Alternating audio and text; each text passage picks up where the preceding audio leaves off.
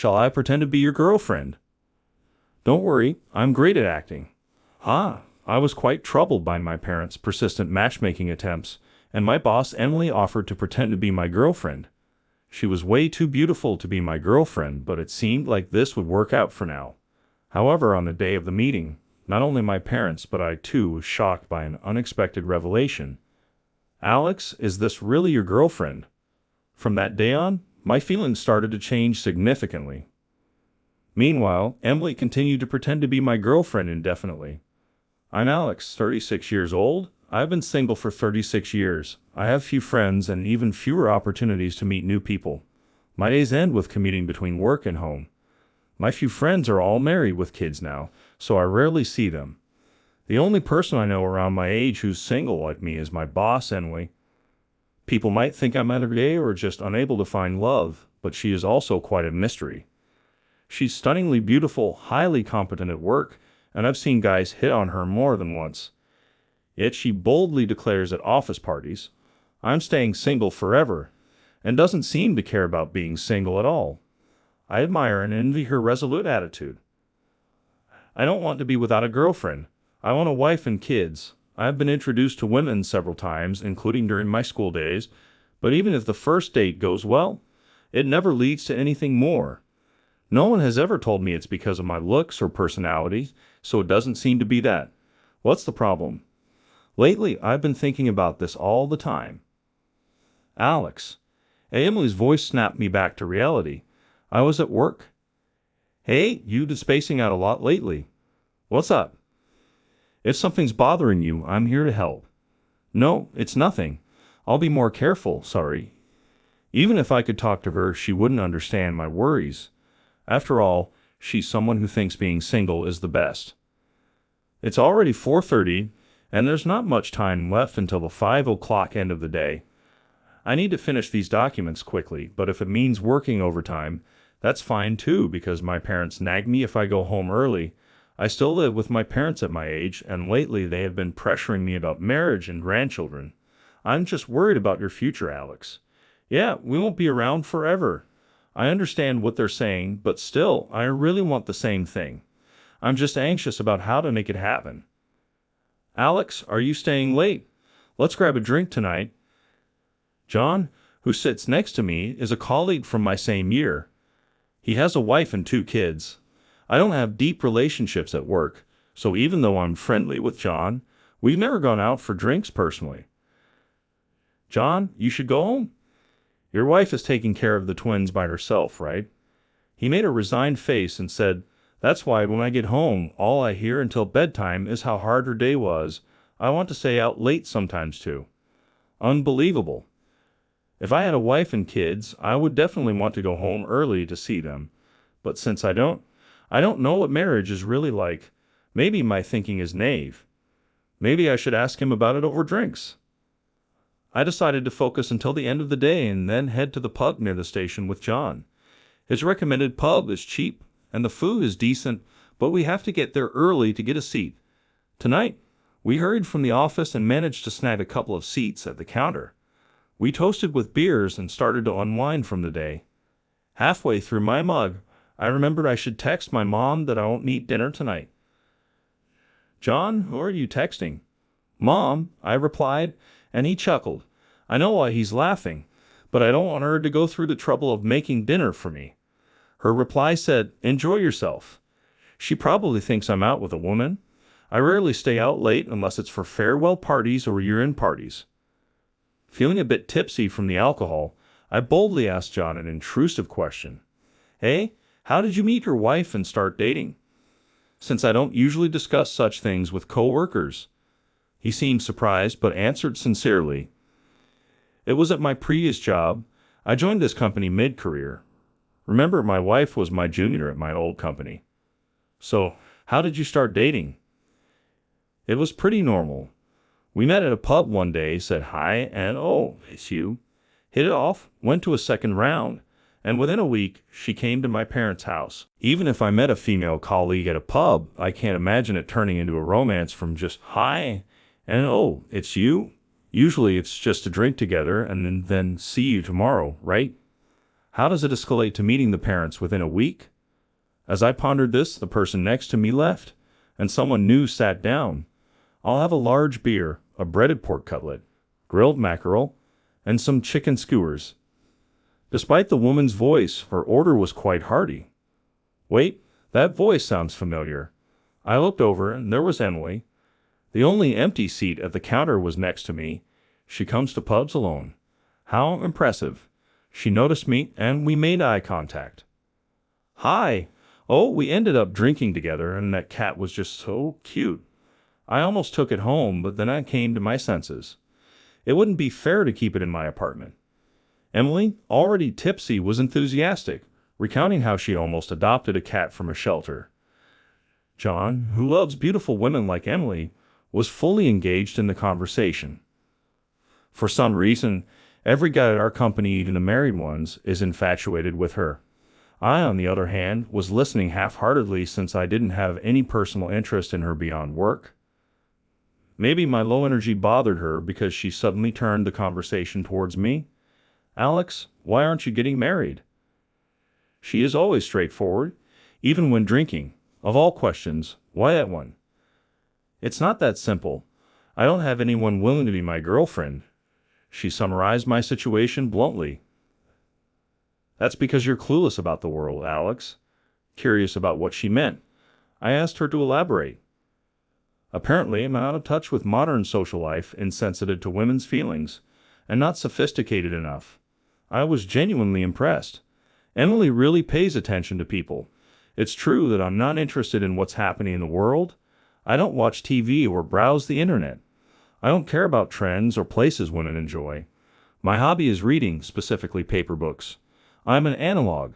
On weekends, I go to bookstores and cafes, places for reading, not for talking. Why didn't I realize this sooner? I should meet a woman who shares my love for books. When I get home, I'll look for a book club or some social group for adults. I felt a glimmer of hope and downed the rest of my beer. That's exactly the problem, Alex. That's why you're not popular, Emily said, exasperated. How? What do you mean? To put it nicely, you're super laid back. To put it bluntly, you're extremely self-contained. I may not be as outgoing as Emily, but how does she understand my thoughts so well? Is she a genius? Just as I started to take an interest in her, she had already moved on to another topic with John. We ended up at karaoke for the second round. Emily was an amazing singer, but I was exhausted from the unfamiliar night out, and my memory became hazy. When I got home past 11, my parents were grinning in the living room. I coldly told them I just drank with a colleague. Seeing them visibly disappointed filled me with a sense of guilt. My parents are very close. During my teenage years, I found it embarrassing and would separate from them during family trips. As an adult, seeing friends pair up, I understood that love and marriage can be close bonds. But there are also guys like John who occasionally don't want to go home. My dad coming home on time every night and my mom greeting him with cheerful stories are probably more than just normal. I still don't get men and women at all. Anyway, I should take a bath and then read my mystery novel before bed. As I headed towards the bathroom, my mom called out, Alex, come here for a moment. I was seated across from my parents at the living room table. On the table was a thin photo album. Take a look at this. Mom opened the album to reveal a woman in a flashy dress. I had a bad feeling. Isn't this a matchmaking photo? Dad started to explain. Your aunt from California has been suggesting this for a while. I always thought it'd be better for you to marry for love, so I turned down the matchmaking offers. But since you have no one, that emphasized the importance of marrying for love because that's how they did it. Having seen their happiness, I can understand that. But this woman, isn't this Sarah, Auntie's neighbor? Sarah is 5 years older than me and used to bully me when we visited her place during holidays. She was bossy, took my toys, never waited her turn, and flipped the board when she was losing. Even when we met as teenagers, her nasty attitude hadn't changed. You're so gloomy, Alex, always reading. No wonder you can't get a girlfriend. You're so dull, Alex, not kind, not attentive. She'd constantly point out my flaws and make snide comments. She probably hasn't changed as an adult. I'm not in a position to be picky, but she is a bit too much for me. Sarah has had far fewer opportunities. Now that she's 41, Alex, you used to play together a lot, didn't you? Since you already know her, you know what kind of person she is. Knowing what kind of person she is exactly why I don't want this. But saying that would embarrass my aunt. Is it her age that bothers you? Nowadays, there are more hospitals that ensure safe deliveries even for older mothers. Times have changed for the better. Wait, are you saying it's because of her age? How dare you? If you criticize a woman's age, it hurts me too. That's just how women are. I couldn't find a good reason to refuse. It's not about the age, but something else. At 41, Emily is also that age. But she has a great personality, Alex. You're not really rejecting her because of her age, are you? Hey, Alex, you'd better not make Mom mad. Feeling cornered by them, I blurted out. Well, actually, I do have a girlfriend. She's around 40 and works at the same company. Of course, I didn't, but the only woman who came to mind was Emily, who seemed a much better choice than Sarah. They were momentarily stunned and then broke into big smiles. Despite the late hour, they brought out the champagne to celebrate. They kept asking about her, so I said she's 41, a department manager, thoughtful, and likes to drink.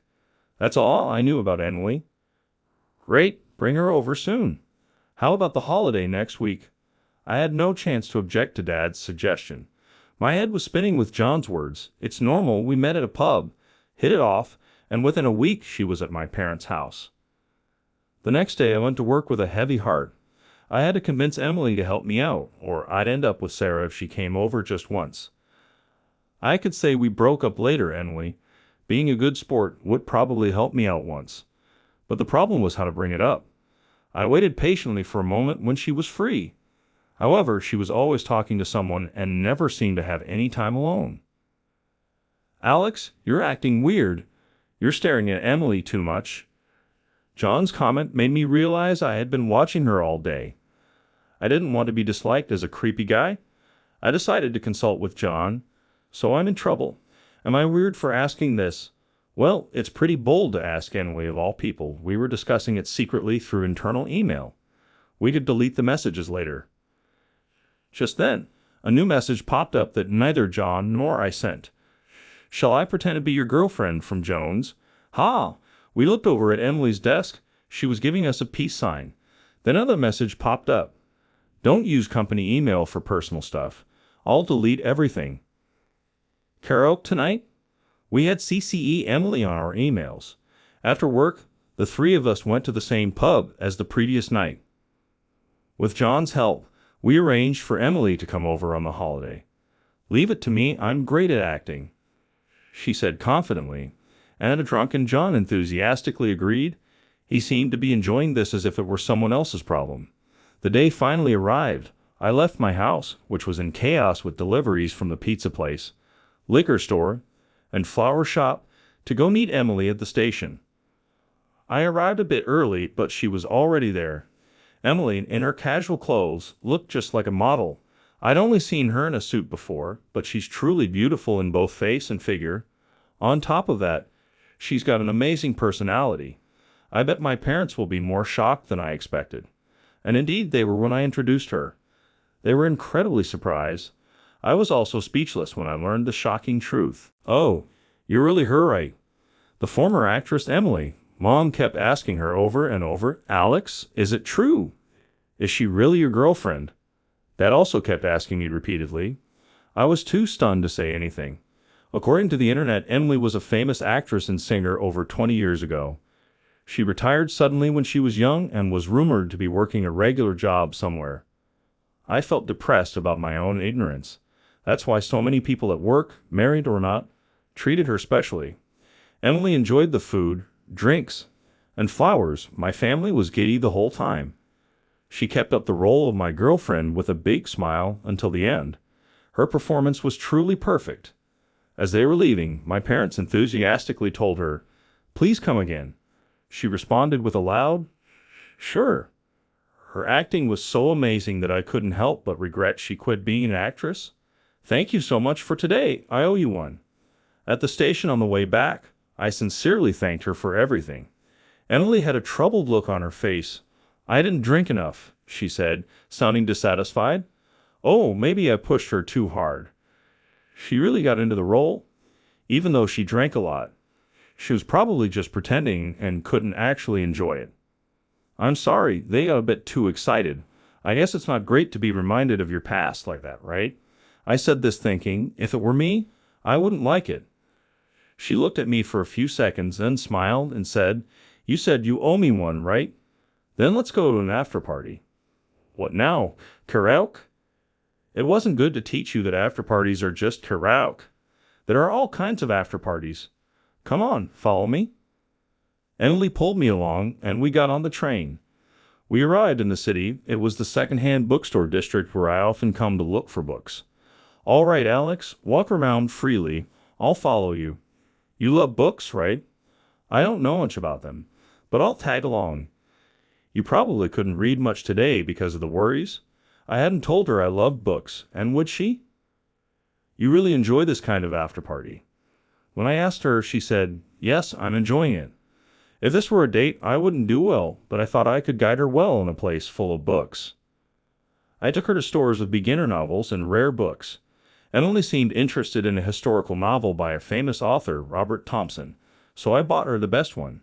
We went into a cafe where we could read books quietly. Since we couldn't talk loudly there, we just drank coffee and read our books.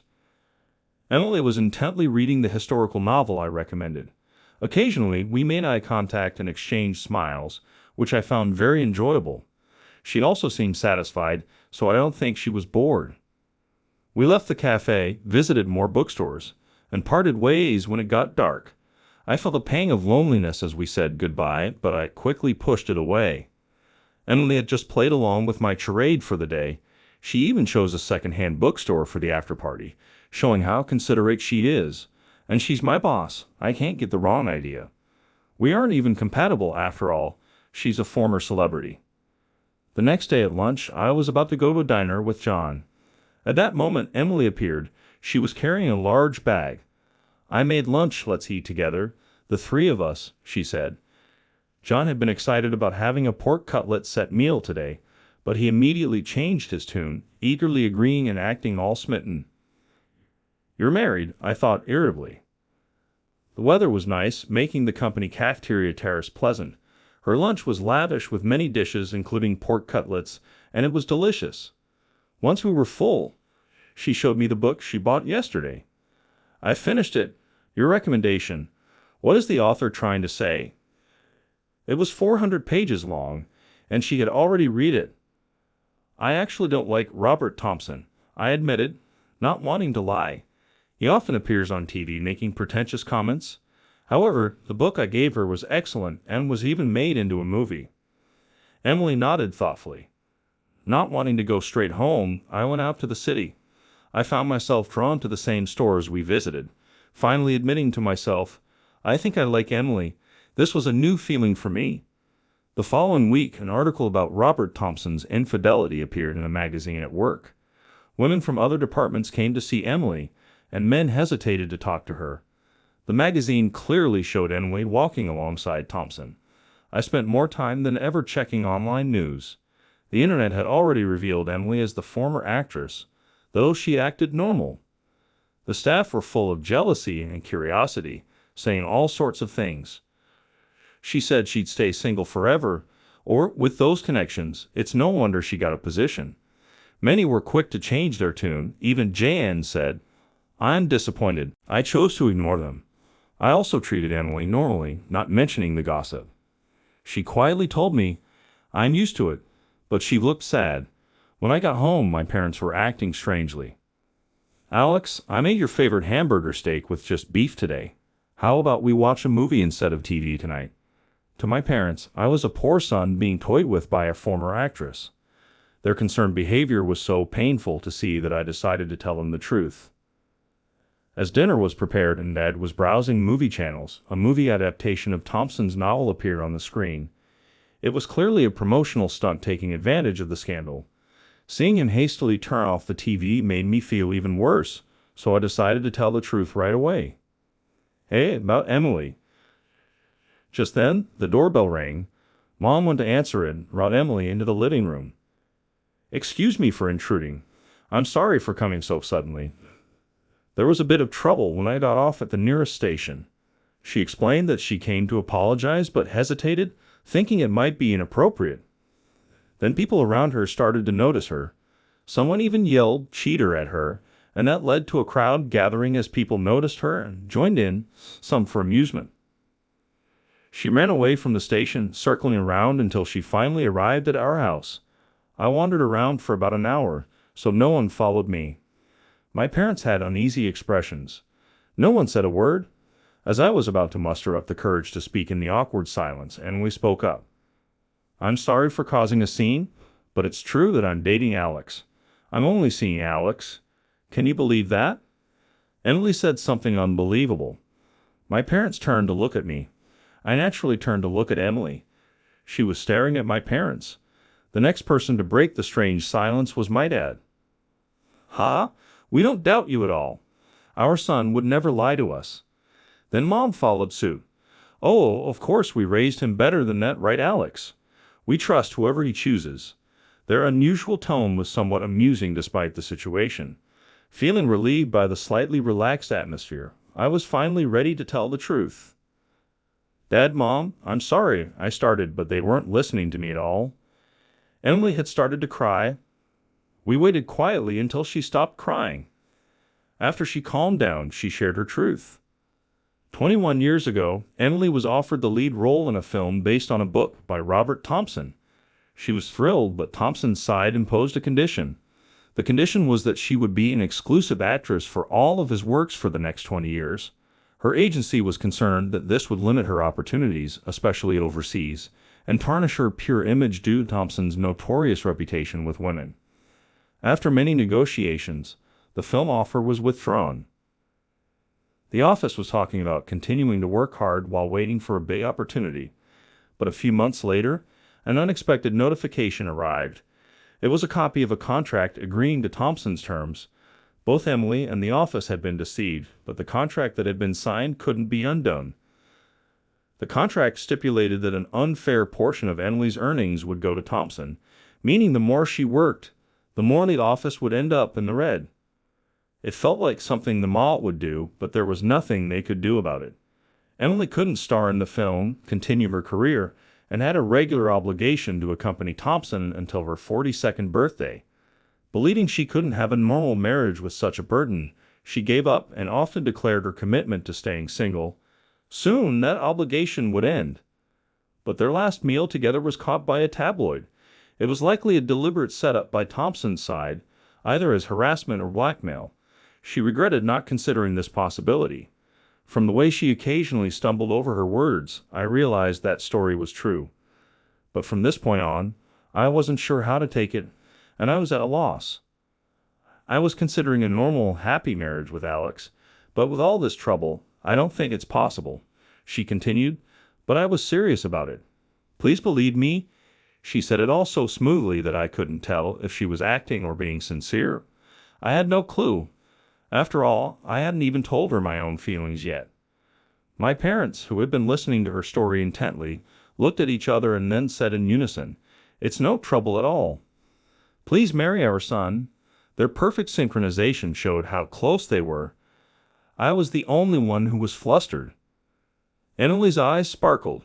"Really? Are you sure someone like me is okay?" They nodded enthusiastically. I couldn't grasp the situation and tried to interject, but every time I tried, Emily would speak over me. Without being able to say anything, Emily and my parents were getting along splendidly. "So, Emily, what do you like about Alex? When did you first think that?" "It was around last year when he became my direct subordinate," Emily answered. "Unlike other employees, he treated me normally. He would point out my mistakes calmly and matter-of-factly." "I see. And when did you two become mutually affectionate?" my dad asked. Embarrassingly, Emily replied, "It was only recently. Alex is a bit shy." Wait, did she realize my feelings? Even so, I still hadn't confessed. She continued to chat animatedly with my parents, who loved talking about relationships. Only Anug, who sensed my true feelings, looked at me and whimpered softly. "I've stayed too long," Emily said. "That's all right. Come by any time. I'll have the bed ready for you, Alex." It's dark. Make sure you escort her home and scare off any weird fans, my parents added. Without a single word from me, Emily had become my parents-approved fiancée. On the way to the station, still not fully believing it, I asked her, "The part after you retired from the entertainment industry was an act, wasn't it?" "Oh, you notice. Impressive," she said nonchalantly. My heart sank as dark as the night. Why would she lie like that, deceiving my parents? What was she thinking? My sadness quickly turned to anger. Enough of this. It's one thing to lie to me, but deceiving my parents is too much.